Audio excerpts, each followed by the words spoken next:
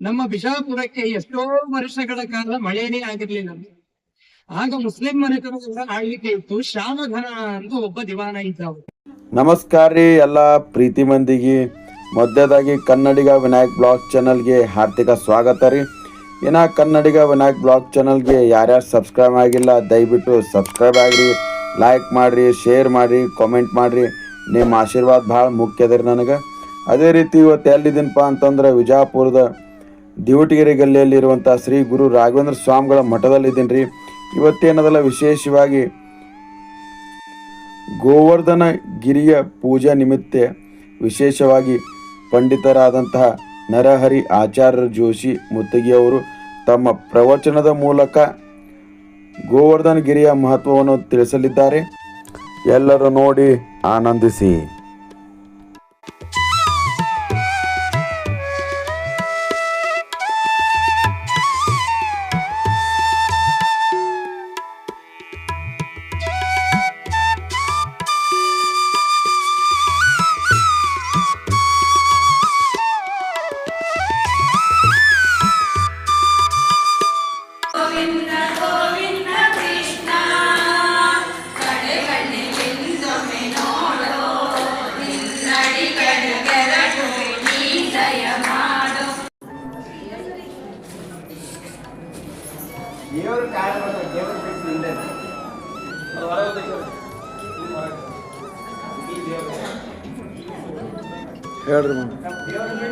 ಗೋಕುಲದಲ್ಲಿ ಯಾದವರು ಮೊದಲು ಇಂದ್ರಗ ಪೂಜೆ ಮಾಡ್ಲಿಕ್ಕೆ ಹತ್ತಿದ್ರು.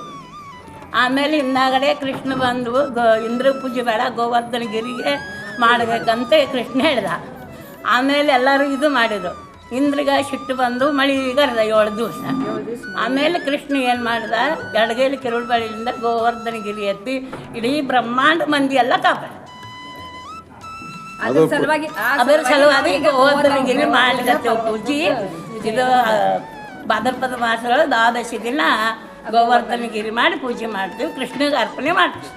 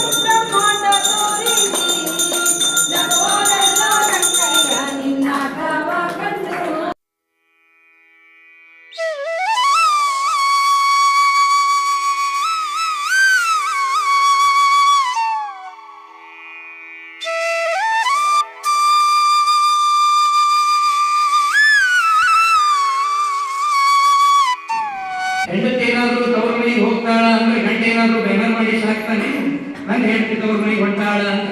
ಈಗಂತೂ ಆಧಾರ್ ಕಾರ್ಡ್ ಗಂಡನ ಮನೆಗೆ ಇರುವುದೇ ಅಪರೂಪ ಆಗಿದೆ, ಆ ಮಾತು ಬೇರೆ. ಆದರೆ ಯಾರಾದರೂ ಬ್ಯಾನರ್ ಹಾಕಿಸ್ತಾರ ಗಂಡನ ಮನೆಗೆ ಹೋಗ್ತಾ ಇದ್ದಾಳೆ ಅಥವಾ ತವ್ರ ಮನೆಗೆ ಹೋಗ್ತಾ ಇದ್ದಾಳೆ ಅಂತ.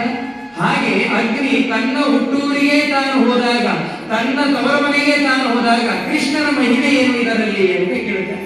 ಅಗ್ನಿಯು ತನ್ನ ಅಧಿಭೀತಯೇ ಆರಾಧಿತ ಶ್ರೀಪದಯೇ ಸುಧೀಂದ್ರ ಯತಯೇ ನಮಃ ಅಂತ. ಅವರ ಗುರುಗಳು ವಿಜಯೇಂದ್ರ ತೀರ್ಥರು. ವಿಜಯೇಂದ್ರ ತೀರ್ಥರು ತಮ್ಮ ಕೊನೆಯ ದಿನಗಳನ್ನ ಕುಂಭಕೋಣದಲ್ಲಿ ಕಳೀತಾ ಇರ್ತಾರೆ. ಗುರು ಎಲ್ಲಿರ್ತಾರೋ ಶಿಷ್ಯರು ಅಲ್ಲೇನೇ ಇದ್ರಂತೆ. ಸುಧೀಂದ್ರ ತೀರ್ಥ ಶ್ರೀಪಾದಂಗಳು ನಮ್ಮ ಬಿಜಾಪುರಕ್ಕೆ ಎಷ್ಟೋ ವರ್ಷಗಳ ಕಾಲ ಮಳೆನೇ ಆಗಿರ್ಲಿಲ್ಲ. ಆಗ ಮುಸ್ಲಿಂ ಮನೆತನದವರ ಆಳ್ವಿಕೆ ಇತ್ತು. ಶ್ಯಾಮಘನ ಅಂತ ಒಬ್ಬ ದಿವಾನ ಇದ್ದ. ಅವನು ಹೇಳಿದ, ಇಲ್ಲ, ಒಬ್ಬ ಯತಿಗಳಿದ್ದಾರೆ, ಅವರು ನಮ್ಮ ಊರಿಗೆ ಬಂದರೆ ಮಳೆ ಬರ್ತದೆ ಅಂತ ಹೇಳಿ.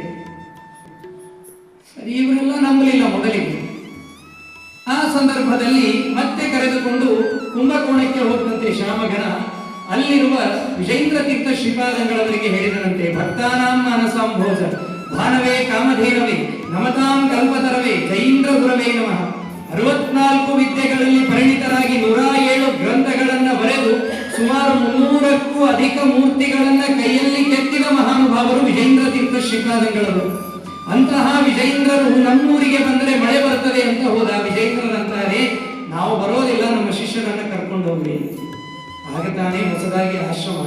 ನಮ್ಮಂಥವರೆಲ್ಲ ಮಾತಾಡಿದ್ರಂತೆ, ಹೊಸದಾಗಿ ಆಶ್ರಮ ಅಂದಾಗ ಮತ್ತೆ ವಿಪಸ್ಸು ಸಿದ್ಧಿ ಬೇಕು, ಮಳೆ ಬರಬೇಕಾದ್ರೆ ಹೇಗೆ? ವಿಜೇಂದ್ರರು ಅನುಗ್ರಹವನ್ನ ಮಾಡಿ ಸುಧೀಂದ್ರರನ್ನ ಕೊಟ್ಟು ಕಳಿಸಿದರಂತೆ. ರಾಜ ಬಂದು ಭೇಟಿಯಾದ ಸುಧೀಂದ್ರರಿಗೆ. ಯಾವ ವೈಶಾಖ ಮಾಸ ಶುಕ್ಲ ಪಕ್ಷದ ಸಂದರ್ಭದಲ್ಲಿ ಹಗಲಿನಲ್ಲಿ ಇಡೀ ನಮ್ಮ ಬಿಜಾಪುರ ಕಾಣದೇ ಇದ್ದಂತೆ ಮೋಡಗಳ ನಿರ್ಮಾಣವಾಗಿ ಮಳೆ ಬರಬೇಕು, ಮಳೆ ಬಂದರೆ ನಿಮ್ಮನ್ನ ಸ್ವಾಮಿಗಳು ಅಂತ ಸ್ವೀಕಾರ ಮಾಡ್ತೇವೆ, ಇಲ್ಲದೆ ಹೋದರೆ ನಿಮ್ಮ ಎಲ್ಲ ಸಂಪತ್ತನ್ನ ಇಲ್ಲಿಯೇ ಇಟ್ಟು ಹೋಗಬೇಕು ಅಂದ ರಾಜ. ಸುಧೀಂದ್ರ ತೀರ್ಥರು ಒಪ್ಪಿದರು ಈ ಮಾತನ್ನ. ರಾಮದೇವರ ಪೆಟ್ಟಿಗೆಯನ್ನ ಆಕಾಶಕ್ಕೆ ತೋರಿಸಿ ಹೇಳಿದರಂತೆ, ರಾಮಚಂದ್ರ ನಿನ್ನಲ್ಲಿರುವ ಚಂದ್ರನನ್ನ ತೋರಿಸು ಅಂದ್ರಂತೆ. ಎಷ್ಟು ಅದ್ಭುತ ನೋಡಿ, ಚಂದ್ರ ಬರೋದು ಯಾವಾಗ? ರಾತ್ರಿಯಲ್ಲೇ ಅಲ್ವಾ? ಹೀಗಾಗಿ ವೈಶಾಖ ಮಾಸ ಶುಕ್ಲ ಪಕ್ಷದ ದಿವಸ ಆ ಯಾವ ಚಂದ್ರ ಬರಬೇಕು ಅಂತ ಹೇಳಿದರೆ ಇಡೀ ನಮ್ಮ ವಿಜಯಪುರ ನಗರವೆಲ್ಲ ಮೋಡಗಳಿಂದ ಕತ್ತಲಾಗಿ ಹೋಯಿತಂತೆ. ಆಗಲೂ ಕೂಡ 7 ದಿನಗಳ ಕಾಲ ಧಾರಾಕಾರವಾಗಿ ಮಳೆ ಸುಧೀಂದ್ರ ತೀರ್ಥ ಶ್ರೀಪಾದಂಗಳವರ ಅನುಗ್ರಹದಿಂದ ನಮ್ಮ ವಿಜಯಪುರ ನಗರಕ್ಕೆ ಆದದ್ದು. ಕೊನೆಗೆ ರಾಜ ಬಂದು ಪ್ರಾರ್ಥನೆ ಮಾಡಿದರಂತೆ, ಸಾಕು ಮಳೆ ನಿಲ್ಲಿಸಿ ಅಂತಾರೆ.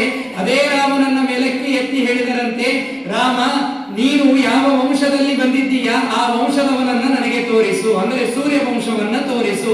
ಸೂರ್ಯನನ್ನ ತೋರಿಸು ಅಂದರೆ ತಕ್ಷಣದಲ್ಲಿ ಮೋಡಗಳೆಲ್ಲ ಸರಿದು ಸೂರ್ಯನ ದರ್ಶನವಾಯಿತು. ಭರದಿಂದ ಸುರಿವ ಮಳೆ ನಿಲ್ಲೆನಲು ನಿಲ್ಲುವುದು ಜಲಜನಾಭನವಲುಮೆ ಪಡೆದ ದಾಸರಿಗೆ ಎಲ್ಲೂ ಭಯಗಳು ಹರಿಯ ಭಕುತರಿಗೆ ಇಲ್ಲ.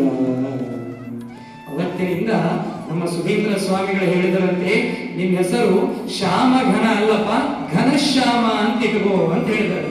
ಘನ ಅಂದ್ರೆ ಮೋಡ, ಕಪ್ಪಾದ ಮೋಡಗಳನ್ನ ನಿಮ್ಮ ನಗರಕ್ಕೆ ತಂದವನು ನನ್ನಿಂದ ನೀನು, ಅದಕ್ಕಾಗಿ ನೀನು ಶ್ಯಾಮಘನ ಅಲ್ಲ ಘನಶ್ಯಾಮನಾಗುವಂತ ಅನುಗ್ರಹ ಮಾಡಿ ಹೋದರು ದಿವಾನನಿಗೆ. ಗುರುಗಳು ಹೆಂಗೆ ದಿವಾನನಿಗೆ ಅನುಗ್ರಹ ಮಾಡಿದರಲ್ಲ, ಅವರ ಶಿಷ್ಯರು ರಾಘವೇಂದ್ರ ಸ್ವಾಮಿಗಳು ವೆಂಕಣ್ಣನಿಗೆ ದಿವಾನನೇ ಆಗುವಂತಹ ಅನುಗ್ರಹವನ್ನ ಮಾಡಿದರು. ಇದು ಸುಧೀಂದ್ರ ತೀರ್ಥ ಶ್ರೀಪಾದಂಗಳವರ ಪೂರ್ಣ ಅನುಗ್ರಹ ನಮ್ಮ ರಾಘವೇಂದ್ರ ಸ್ವಾಮಿಗಳವರ ಮೇಲೆ. ಹೀಗಾಗಿ ಅವತ್ತು 7 ದಿನಗಳ ಕಾಲ ಮಳೆ ಬಂದಿದ್ದು ಅದೇ ರಾಮನ ಅನುಗ್ರಹದಿಂದ. ಇವತ್ತು 7 ದಿನಗಳ ಕಾಲ ಏನು ಕುಂಭದ್ರೋಣಾಕಾರವಾದ ಮಳೆ ಬಂದಿತ್ತಲ್ಲ, ಅದೆಲ್ಲವೂ ಕೂಡ ಕೃಷ್ಣನ ಅನುಗ್ರಹದಿಂದ. ಹಾಗಾಗಿ ಅವತ್ತು ಸುಧೀಂದ್ರ ತೀರ್ಥ ಶ್ರೀಪಾದಂಗಳವರು ಸಾಕು ಅಂದಾಕ್ಷಣ ನಿಲ್ಲುವಂತೆ ಮಾಡಿದ ರಾಮನಿಗೆ ಇವತ್ತು ಮಳೆಯನ್ನ ನಿಲ್ಲುವಂತೆ ಮಾಡಬಹುದಾಗಿತ್ತು. ಆದರೂ ಕೂಡ ಇಂದ್ರನ ಗರ್ಭಭಂಗವನ್ನ ಮಾಡುವುದಕ್ಕಾಗಿ ಭಗವಂತ 7 ದಿನಗಳ ಕಾಲ ತಡೆದಂತೆ ಎಲ್ಲಾ ಜಾನುವಾರುಗಳು, ಪ್ರಾಣಿಗಳು, ಪಕ್ಷಿಗಳೆಲ್ಲ ನೀರಿನಲ್ಲಿ ಹರ್ಕೊಂಡು ಹೋಗ್ಬೇಕು. ಎಲ್ಲಾ ಮನೆಗಳು ಹೊರಟು ಎಲ್ಲವೂ ಹೊರಟು ಹೋಯ್ತು. ಆಗ ಎಲ್ಲರೂ ಬೈತಾ ಇದ್ರು, ಸುಮ್ಮನೆ ಕೃಷ್ಣಾಚಾರ ಮಾತು ಕೇಳಿದೆವು, ಪ್ರತಿ ವರ್ಷ ಇಂದ್ರಾಚಾರ ಬಂದಾಗ ಬಂದು ಬಿಟ್ಟಿದ್ರು, ನಡೆದು ಹೋಗ್ತಿತ್ತು, ಸುಮ್ಮ ಅದೊಂದು ಎಲೆ ಹಾಕಿದ್ರೆ ಏನು ಕೆಡಿಸ್ತಿತ್ತು, ಸಾಕಾಗಿತ್ತವ ಅಂತಂದ್ರು ಎಲ್ಲರೂ ಕೂಡ. ಆದರೆ ಭಗವಂತ ಹೇಳಿದ, 7 ದಿನಗಳ ಕಾಲ ಕುಂಭದ್ರೋಣಾಕಾರವಾದ ಮಳೆ ಸುರಿದರೆ ತಕ್ಷಣದಲ್ಲಿ ಭಗವಂತ ನಾನಿದ್ದೇನೆ ಅನ್ನುವುದಕ್ಕಾಗಿ ತನ್ನ ಕಿರುಬೆರಳಿನಿಂದಲೇನೆ ಇಡೀ ಗೋವರ್ಧನ ಪರ್ವತವನ್ನ ಎತ್ತಿ ಹಿಡಿದನಂತೆ ಭಗವಂತ. 7 ದಿನಗಳ ಕಾಲವು ಗೋವರ್ಧನ ಪರ್ವತವನ್ನ ಎತ್ತಿ ಹಿಡಿದು ಎಲ್ಲರನ್ನೂ ರಕ್ಷಣೆ ಮಾಡಿದ ಮಹಾನುಭಾವ ನಮ್ಮ ಭಗವಂತ. ವಾದಿರಾಜ ಗುರುಸಾರ್ವಭೌಮರಂತಾರೆ, ಯಾಕೆ ಗೋವರ್ಧನ ಪರ್ವತವನ್ನ ಎತ್ತಿದ ಅಂದರೆ, ನೀವು ನಿಮ್ಮ ಸಂಸಾರವೂ ಪರ್ವತ ಇದ್ದಂತೆ ಇದೆ, ನೀವು ನನ್ನನ್ನ ಮೊರೆ ಹೊಕ್ಕಿದ್ದೆ ಆದರೆ ನಿಮ್ಮ ಸಂಸಾರವನ್ನು ನಾನು ಹೀಗೆ ಎತ್ತಿ ಹಿಡಿಯುತ್ತೇನೆ ಅನ್ನುವ ಸಂದೇಶಕ್ಕಾಗಿ ಕೃಷ್ಣ ಗೋವರ್ಧನ ಪರ್ವತವನ್ನು ಎತ್ತಿದ ಎಂಬುದಾಗಿ ತಿಳಿಸ್ತಾ ಇದ್ದಾರೆ.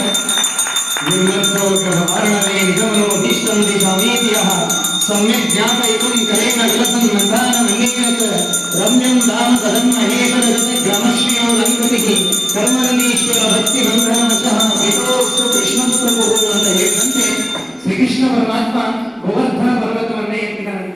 ವಾದಿರಾಜರಂತಾರೆ, ಅದೇ ರುಕ್ಮಿಣೀಶ ವಿಜಯದಲ್ಲಿ ಇನ್ನೊಮ್ಮೆ ಯಾಕೆ ಗೋವರ್ಧನವನ್ನ ಎತ್ತಿದ ಅಂದ್ರೆ, ಗೋ ಅನ್ನುವ ಶಬ್ದಕ್ಕೆ ಸಿದ್ಧಾಂತ ಅಂತ ಅರ್ಥ ಇದೆ. ಗೋ ಅನ್ನುವಂತಹ ಶಬ್ದಕ್ಕೆ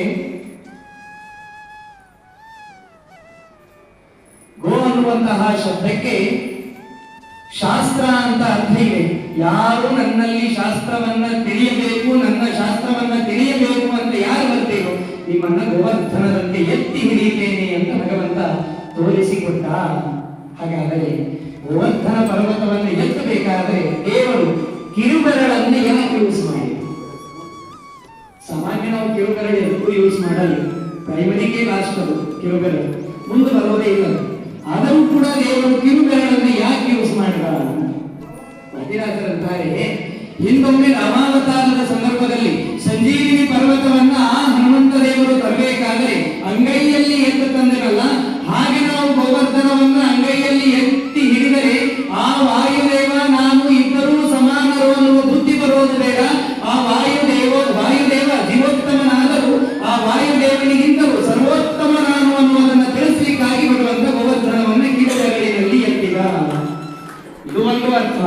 ಇನ್ನೂ ಒಂದು ಅರ್ಥದಲ್ಲಿ ನೋಡುವುದಾದರೆ ದೇವರು ಯಾವ ಕಿರುಬೆರಳಿನಿಂದ ಎತ್ತಿದ? ಯಾಕೆ ಕಿರುಬೆರಳಿನಿಂದ ಮಾತ್ರ ಯಾಕೆ ಎತ್ತಿದ ಅಂದರೆ, ಪರ್ವತ ಭೂಮಿಯನ್ನೇ ಹಲ್ಲಿನಲ್ಲಿ ಎತ್ತಿದವ ನಾನು, ಇನ್ನು ಭೂಮಿಯಲ್ಲಿರುವ ಪರ್ವತ ಅಂದಾಗಿ ಕಲ್ಲೂ ಬೇಕಾಗಿಲ್ಲ, ಕೇವಲ ಬೆರಳು ಸಾಕು. ಅದರೊಳಗೂ ಶಕ್ತಿ ಈ ಎಲ್ಲ ಬೆರಳುಗಳಿಗಿಂತಲೂ ಕಡಿಮೆ ಇರುವ ಶಕ್ತಿ ಅಂತಂದ್ರೆ ಅದು ಕಿರುಬೆರಳಿಗೆ. ಹೀಗಾಗಿ ಕಿರುಬೆರಳಿನಿಂದ ಎತ್ತಿ ತೋರಿಸಿದ ಭಗವಂತ ನನಗೆ ಯಾವುದರ ಭಾರದ ಲೇಪವೂ ಇಲ್ಲ, ಯಾವುದರ ಲೇಪವೂ ಇಲ್ಲ. ಸಂತುಷ್ಟನಾಗಿ ಮುಕುತಿ ಕೊಟ್ಟು ಮಿಕ್ಕ ಭಾರ ಹೊರುವನೋ, ಕೃಷ್ಣ ಕೃಷ್ಣ ಕೃಷ್ಣ ಎಂದು 3 ಬಾರಿ ನೆನೆಯಿರೋ, ಸಕಲ ವೇದ ಶಾಸ್ತ್ರ ಪಠಿಸಿ ಸಾರವನ್ನು ತಿಳಿದರೇನು ಅಂದಿರಿಲ್ಲ. ಸಾರ ಅಂತ ಬಂದುಕೊಳ್ಳಿ ನಾವು ಕೂಡಿದರೇನು ಅಂತೇವೆ. ತಿಳಿದರೇನು ಮಕರ ಕುಂಡಲಧರನ ನಾಮಗೆ ಸಾಟಿ ಇಲ್ಲವೋ, ಕೃಷ್ಣ ಕೃಷ್ಣ ಕೃಷ್ಣ ಎಂದು 3 ಬಾರಿ ನೆನೆಯಿರೋ. 7 ದಿನಗಳ ಕಾಲ ಗೋವರ್ಧನವನ್ನು ಯಾಕೆ ಹಿಡಿದ ಭಗವಂತ? ಒಂದು ದಿವಸ ಎತ್ತು ಹಿಡಿದು ಇಟ್ಟಿದ್ರೆ ಸಾಕಾಗಿತ್ತು. 7 ದಿನಗಳ ಕಾಲ ಯಾಕೆ ಹಿಡಿದ ಭಗವಂತ ಅಂದ್ರೆ, ಈ ದೇಹ ಸಪ್ತ ಧಾತುವಿನಿಂದ ಕೂಡಿದ್ದು. ಎಷ್ಟು ದಿನದ ರೋಗಗಳೆಂಬುದ ತಾವಲ್ಲ, ಗಟ್ಟಿಯಾಗಿ ಧಾತು ರಸಗಳನ್ನು ಬಲ್ಲ, ಕಷ್ಟಪಡಿಸದಲೆನ್ನ ಭವರೋಗ ಕಳೆಯುವ. ಹಾಗಾಗಿ ಧಾತು ರಸಗಳನ್ನು ಬಲ್ಲ. ಈ ದೇಹ ಸಪ್ತ ಧಾತುವಿನಿಂದ ಕೂಡಿದ್ದು. ಈ ಸಪ್ತ ಧಾತುವಿನಿಂದ ಕೂಡಿದ ದೇಹದ ರಕ್ಷಣೆ ಆಗಬೇಕು ಅನ್ನುವುದಕ್ಕಾಗಿ ಆ ಎಲ್ಲ ಜೀವರಾಶಿಗಳೇನಿದ್ರಲ್ಲ ಅಲ್ಲಿಯ ಜನರು, ಅವರೆಲ್ಲರೂ ಸಪ್ತ ಧಾತುವಿನಿಂದ ಕೂಡಿದ ದೇಹ ಅಲ್ವಾ. ಅದಕ್ಕಾಗಿ ಈ ಧಾತುಗಳನ್ನ ನಿರಂತರದಲ್ಲಿ ನಿಯಮನ ಮಾಡುವಂತಹ ಏಕೈಕ ವ್ಯಕ್ತಿ ನಾನೇ ಅನ್ನುವುದನ್ನ ಒಂದೇ ಬೆರಳಿನ, ಅದೂ ಕಿರುಬೆರಳಿನಿಂದ ಎತ್ತಿ ದೇವರು ತೋರಿಸಿದ ಗೋವರ್ಧನ ಪರ್ವತವನ್ನು. ಇನ್ನೂ ಅನೇಕ ಅರ್ಥಗಳಿವೆ, ತಡ ಮಾಡಿದ್ದೇನೆ ಅಂತ ಮುಂದಕ್ಕೆ ಹೋಗ್ತೇನೆ ಅಷ್ಟೇ. ಆ ಗೋವರ್ಧನ ಪರ್ವತವನ್ನ ಶ್ರೀಕೃಷ್ಣ ಪರಮಾತ್ಮ ಎತ್ತಿದನಲ್ಲ, ಇನ್ನೂ ಒಂದು ಸಂದೇಶ ಕೊಟ್ಟ. ಜೀವನದಲ್ಲಿ ನಾವೆಲ್ಲರ ಮಧ್ಯದಲ್ಲಿ ಚಿಕ್ಕವರಾಗಿ ಬದುಕಬೇಕು. ಚಿಕ್ಕವರಾಗಿ ಬದುಕಿದಾಗ ನಿಮ್ಮನ್ನ ಗೋವರ್ಧನ ಪರ್ವತದಂತೆ ಎತ್ತಿ ನಾನು ದೊಡ್ಡವರನ್ನಾಗಿ ಮಾಡ್ತೇನೆ. ಮೊನ್ನೆ ಕೇಳಿದ್ದೇವೆ ನಾವು ಕಥೆಯನ್ನ. ಹೆಬ್ಬೆರಳು ಹೇಳ್ತದಂತೆ ಎಲ್ಲರಿಗಿಂತಲೂ ದಪ್ಪ ನಾನು ಶ್ರೇಷ್ಠ ಅಂತ ಹೆಬ್ಬೆರಳು ಹೇಳ್ತದೆ. ತೋರು ಬೆರಳು ಹೇಳುತ್ತದೆ ಯಾರನ್ನೇ ತೋರಿಸಬೇಕು, ಮೂದಲಿಸಬೇಕು, ಅನ್ನಬೇಕು ಅಂದ್ರೆ ನಾನು ಬೇಕು, ನಾನು ಶ್ರೇಷ್ಠ. ಮಧ್ಯದ ಬೆರಳು ಹೇಳುತ್ತದೆ ಎಲ್ಲರಿಗಿಂತಲೂ ಎತ್ತರವಾಗಿದ್ದೇನೆ, ನಾನು ಶ್ರೇಷ್ಠ ಅಂತ ಮಧ್ಯದ ಬೆರಳು ಹೇಳುತ್ತದೆ. ಅನಾಮಿಕಾ ಬೆರಳು, ಉಂಗುರದ ಬೆರಳು ಹೇಳುತ್ತದೆ ಯಾರದೇ ಎಂಗೇಜ್ಮೆಂಟ್ ಆಗಬೇಕಾದ್ರೂ ನಾನು ಬೇಕು, ನಾಚ್ಕೋಬೇಡ, ಯಾರದೇ ಎಂಗೇಜ್ಮೆಂಟ್ ಆಗಬೇಕಾದ್ರೂ ನಾನು ಬೇಕು, ನಾನು ಶ್ರೇಷ್ಠ ಅಂತ ಮಧ್ಯದ ಬೆರಳು ಅದು ಅನಾಮಿಕಾ ಬೆರಳು ಹೇಳ್ತದೆ. ಉಂಗುರದ ಬೆರಳು, ಕಿರು ಬೆರಳು ಏನ್ ಹೇಳ್ಬೇಕ್ರಿ? ದಪ್ಪ ಇಲ್ಲ, ಉದ್ದ ಇಲ್ಲ, ಯಾವುದಕ್ಕೂ ತೋರಿಸೋದಿಲ್ಲ, ಉಂಗುರವನ್ನು ಹಾಕೋದಿಲ್ಲ. ಆದರೂ ಕಿರು ಬೆರಳು ಹೇಳ್ತದಂತೆ ನಿಮ್ಮೆಲ್ಲರಿಗಿಂತಲೂ ಕೂಡ ನಾನು ಶ್ರೇಷ್ಠ. ಯಾಕೆ? ದೇವರ ಮುಂದೆ ಮೊದಲು ನಿಲ್ಲುವುದು ನಾನು. ನಮಸ್ಕಾರ ಮಾಡಿದಾಗ ದೇವರ ಮುಂದೆ ಮೊದಲು ನಿಲ್ಲುವುದು ಕಿರುಬೆರಳು ಅಂದಾಗ ಇಷ್ಟೆಲ್ಲ ಜನರ ಮಧ್ಯದಲ್ಲಿ ಚಿಕ್ಕವರಾಗಿ ಬದುಕಿದರೆ ದೇವರು ನಮ್ಮನ್ನು ದೊಡ್ಡವರನ್ನಾಗಿ ಮಾಡ್ತಾನೆ ಅನ್ನುವ ಸಂದೇಶವನ್ನು ಕೊಡಲಿಕ್ಕಾಗಿ ಕಿರುಬೆರಳಿನಿಂದ ಹಿಡಿದ. ಹೆಬ್ಬಟ್ಟಿತ್ತು, ತೋರು ಬೆರಳಿತ್ತು, ಮಧ್ಯದ ಬೆರಳಿತ್ತು. ಕಿರುಬೆರಳಿನಿಂದ ದೇವರು ಗೋವರ್ಧನ ಎತ್ತಿ ಹಿಡಿದ. ನೀವು ಎಲ್ಲರ ಮುಂದೆ ಅಹಂಕಾರವನ್ನ ಬಿಟ್ಟು ಚಿಕ್ಕವರಾಗಿ ಬದುಕಿದರೆ ನಾನು ನಿಮ್ಮನ್ನ ಎತ್ತಿ ಹಿಡಿಯುತ್ತೇನೆ. ಸಮಾಜದಲ್ಲಾಗಲಿ, ಜೀವನದಲ್ಲಾಗಲಿ, ಸಂಸಾರದಲ್ಲಾಗಲಿ, ಯಾವ ನನ್ನ ಊರಿನಲ್ಲಾಗಲಿ ನಾನು ನಿಮ್ಮನ್ನ ಎತ್ತಿ ಹಿಡಿಯುತ್ತೇನೆ ಅನ್ನುವ ಸಂದೇಶಕ್ಕಾಗಿ ಭಗವಂತ ಗೋವರ್ಧನ ಪರ್ವತವನ್ನ ಕಿರುಗರೆಯಲ್ಲಿ ಎತ್ತಿ ಹಿಡಿದ. ಕಟ್ಟದ ಮೇಲೆ ನೆಲವಲ್ಲಾಡಿಸಿ ಸಕ್ಕರೆಗಳ ಸವಿದ. ಕೃಷ್ಣ ಕೃಷ್ಣೆಂದರೆ ನಾನೆಲ್ಲ ಬೆಕ್ಕೇನೋ ಎಂದ. ಬೆಕ್ಕೆಂದೋಡುತ್ತ ಊರೊಳಗಿದ್ದ ಹಕ್ಕಿಗಳೋಡಿಸಿದ. ಮಕ್ಕಳು ಮಲಗ್ಯಾರೆಬ್ಬಿಸಬಾಡನೆ ಬಟ್ಟಲು ಬಾರಿಸಿದ. ಕೋಲು ಕೃಷ್ಣ ಸಾಗರ ಶಯನ ಕೋಲನ್ನ ಕೋಲ. ಸಾಲಿಗ್ರಾಮಕ ಹಾಲಭಿಷೇಕ ಕೋಲನ್ನ ಕೋಲ. ಸಾಲಿಗ್ರಾಮಕ ಹಾಲಭಿಷೇಕ ಅಷ್ಟೇ ಅಲ್ಲ, ಮಾಡದಿದ್ದರೆ ಕೋಲನ್ನ ಕೋಲ ಅಂತ ಹೇಳಿತು. ಹಾಗಾಗಿ ಯಾವಾಗ ಇಂದ್ರನ ಗರ್ಭಭಂಗವಾಯ್ತಲ್ಲ, ಬೆಟಾಲಿಯನ್ಸ್ ಕಳಿಸಿದ, ಏನಾಯ್ತು ನೋಡ್ಕೊಂಬ, ಎಲ್ಲಾ ಜನರು ಹೋದ್ರೇನು, ನಾಮಣ್ಣಕ್ಕೆ ಫೋನ್ ಹಚ್ಚೋಣೇನು ನೋಡ್ಕೊಂಬ ಅಂತ ಹೇಳಿದ್ರು. ಬಂದು ನೋಡಿದ್ರೆ ಏನೂ ಇರಲಿಲ್ಲ, ಎಲ್ಲರೂ ಆರಾಮಾಗಿದ್ರಂತೆ. ಆ ಸಂದರ್ಭದಲ್ಲಿ ತಕ್ಷಣದಲ್ಲೇನೆ ಇಂದ್ರ ಸುರಭಿಯಿಂದ ಕೂಡಿಕೊಂಡು ಐರಾವತನಿಂದ ಗಂಗಾಜಲವನ್ನ ತರಿಸಿ ಭಗವಂತನ ಪಾದವನ್ನ ತೊಳೆದಂತೆ. ಸಂತತ ಸೌಖ್ಯವೆಂಬೋ ಕಾವೇರಿಯ ಅಂತರಂಗದೊಳೆಸಿ ಸಂತೋಷದಿಂದ ಅನಂತನ ಮ್ಯಾಲೆ ನಿಶ್ಚಿಂತೆಯೊಳ್ಳ ಕೂಣಿ ಭೂಕಾಂತೆಯರು ಸೇವಿಪ. ಎಂಥ ಪಾವನ ಪಾದವೋ ರಂಗಯ್ಯ ನಿನ್ನೆಂಥ ಚಲುವ ಪಾದವೋ. ಕೃಷ್ಣಯ್ಯ ನಿನ್ನೆಂಥ ಪಾವನ ಪಾದವೋ. ಹೀಗಾಗಿ ಭಗವಂತನ ಪಾದವನ್ನ ತುಳಿದ ಇಂದ್ರ ಹೇಳ್ತಾನೆ, ನನ್ನ ಗರ್ಭವನ್ನ ಭಂಗ ಮಾಡಿದಂತಹ ಸ್ವಾಮಿ ನಿನಗೆ ಅನಂತ ನಮಸ್ಕಾರಗಳು. ದೇವರಿಗೆ ಬೇಡಬೇಕು ನಿರಂತರದಲ್ಲಿ, ನಾನು ನನ್ನದು ಎಂಬುದು ಆವ ಕಾಲಕ್ಕೂ ಬೇಡ, ನೀನು ನಿನ್ನದು ಎಂಬ ದಿವ್ಯ ಮತಿ ಎನಗಿರಲಿ, ದಿವ್ಯ ಮಂತ್ರವೇ ಎನಗಿರಲಿ ಅಂತ ನಿತ್ಯದಲ್ಲಿ ದೇವರಿಗೆ ಪ್ರಾರ್ಥನೆಯನ್ನು ಮಾಡಬೇಕು.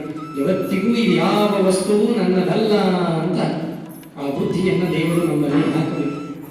ಅದಕ್ಕಾಗಿ ಇಂದ ನಮಸ್ಕಾರವನ್ನು ಮಾಡಿ ಕೃಷ್ಣನಿಗೆ ನನ್ನ ಅಪರಾಧವನ್ನು ಕ್ಷಮೆ ಮಾಡು ಅಂತ. ಇದು ಎರಡನೇ ಬಾರಿ ಇಂದ್ರ ಬಂದು ಕ್ಷಮೆಯನ್ನ ಕೇಳಿದ್ದು. ಒಂದು ವೃಷಭಾವತಾರದ ಸಂದರ್ಭದಲ್ಲಿಯೂ ಕ್ಷಮೆಯನ್ನ ಕೇಳಿದ ಇಂದ್ರ, ಇನ್ನೊಂದು ಕೃಷ್ಣಾವತಾರದ ಸಂದರ್ಭದಲ್ಲಿಯೂ ಕ್ಷಮೆಯನ್ನ ಕೇಳಿದ್ದು.